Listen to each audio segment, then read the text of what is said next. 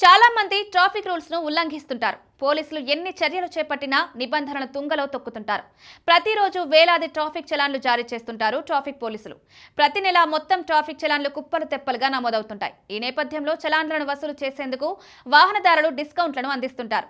ఈ నేపథ్యంలో మహారాష్ట్ర ప్రభుత్వం సంచలన నిర్ణయం తీసుకుంది. పెండింగ్ లో ఉన్న ట్రాఫిక్ చలాన్లను పరిష్కరించడానికి ఓ పథకాన్ని ప్రవేశపెట్టడానికి సన్నాహాలు చేస్తోంది. దీని కింద వాహన యజమానులు తమ పాత ట్రాఫిక్ చలాన్లను వన్ టైం సెటిల్మెంట్ ద్వారా పరిష్కరించుకోగలరు.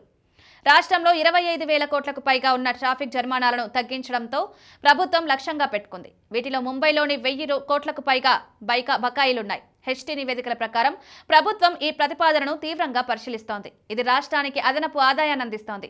అధికారిక గణాంకాల ప్రకారం ఇప్పటి వరకు ముంబైలో దాదాపు 1817 కోట్ల రూపాయల విలువైన ఈ చలాన్లు పెండింగ్ లో ఉన్నాయి. వాటిలో 817 కోట్ల రూపాయలు మాత్రమే తిరిగి పొందగలిగారు. ఇంకా 1000 కోట్లకు పైగా పెండింగ్ లో ఉంది. దీనికోసం ప్రభుత్వం కొత్త పద్ధతులను అనుసరించాలని కోరుకుంటోంది. అయితే ఈ పథకం ఎప్పుడు అమలు చేయబడుతుందో ఇంకా అధికారికంగా ప్రకటించలేదు. రాబోయే నెలలో ఆమోదం పొందిన తర్వాత దీన్ని అమలు చేయాలని భావిస్తున్నారు.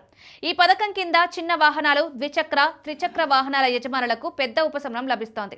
వారు చెల్లించాల్సిన చలాన్లో 25% చెల్లించాలి. మిగిలిన 75% జరిమానాను మాఫీ చేయవచ్చు.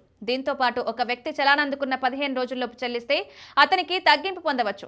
ఇది ప్రజలు సకాలంలో చలాన్ చెల్లించే అలవాటును పొందడానికి సహాయపడుతుంది. ఖరీదైన విలాసవంతమైన వాహనాల యజమానులకు అలాంటి ఉపశమనం లభించదు.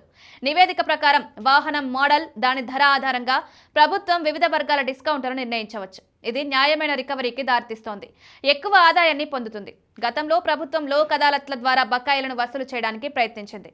దీనిలో 50% వరకు తగ్గింపు అందిస్తోంది. ఇందులో ప్రజల భాగస్వామ్యం తక్కువగా ఉంది. కొత్తగా వన్ టైం సెటిల్మెంట్ పథకం ఎక్కువ మందిని ఆకర్షిస్తోంది.